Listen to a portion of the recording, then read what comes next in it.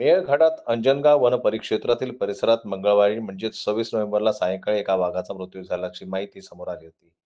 दरम्यान आढळून आलेल्या मृत वाघाचे 3 पंजे कापून नेले असल्याची धक्कादायक माहिती देखील समोर आली आहे. विशेष म्हणजे वाघाचा मृत्यू नेमका कशामुळे झाला हे अद्याप स्पष्ट झालेलं नाही. मंगळवारी सायंकाळी पांढरा खडक वर्तुळ अंतर्गत वन कर्मचारीवर गस्तीवर असताना 1032 वस्तापूर नियत क्षेत्रांतर्गत नर वाघ मृतावस्थेत आढळून आला. गस्तीवर असणाऱ्या पथकानं याबाबत वरिष्ठ अधिकाऱ्यांना माहिती दिली. यानंतर अंजनगावचे वनपरिक्षेत्र अधिकारी पी बावनेर, परतवाडा येथील सहाय्यक वनसंरक्षक सुहास चव्हाण तसंच मेळघाट प्रादेशिक वन विभागाचे उपवनसंरक्षक अग्रिम सैनी हे सायंकाळी घटनास्थळी पोहोचले होते. सदरचा वाघाचा हा मृत्यू वनखंड क्रमांक 1032 वस्तापूर गडमध्ये कर्मचारी गस्तीवर असताना त्यांना आढळून आला. ती माहिती दिली. त्यानंतर जाऊन पाहणी केली असता तिथं तो वाघा मृत अवस्थेत आढळला. प्रथमदर्शनीने पाहणी केली असता तो वाघ अंधार असल्यामुळे लक्षात नाही आलं कशामुळे मेला. तर दुसऱ्या दिवशी परत 27 तारखेला जाऊन त्याचं मग सर्व वैद्यकीय अधिकारी कर्मचारी विभागाचे अधिकारी कर्मचारी DCF साहेब, मानद वन्यजीव संरक्षक व जे NTCच्या डायरेक्शननुसार टीम राहते त्या टीम तिथं हजर राहून त्याचं शवविच्छेदन केलं. त्याच्या शरीराचे काही अवयव गायब असल्याचं? हो, वाघाचे 3 पंजे गायब आहेत.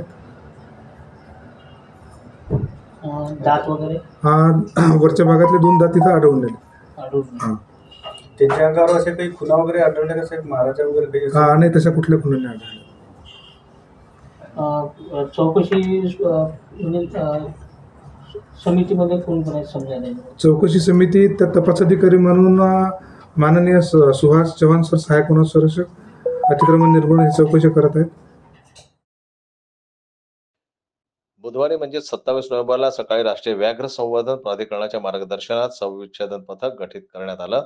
यामध्ये मानद वन्यजीव रक्षक प्राध्यापक doctor Sawant Deshmukh, standing for tiger फाउंडेशनचे अल्केश ठाकरे, पशुवैद्यकीय अधिकारी डॉक्टर चंद्रशेखर धनगर, पशुधन विकास अधिकारी डॉक्टर SR टाले यांचा शवविच्छेदन पथकात समावेश आहे.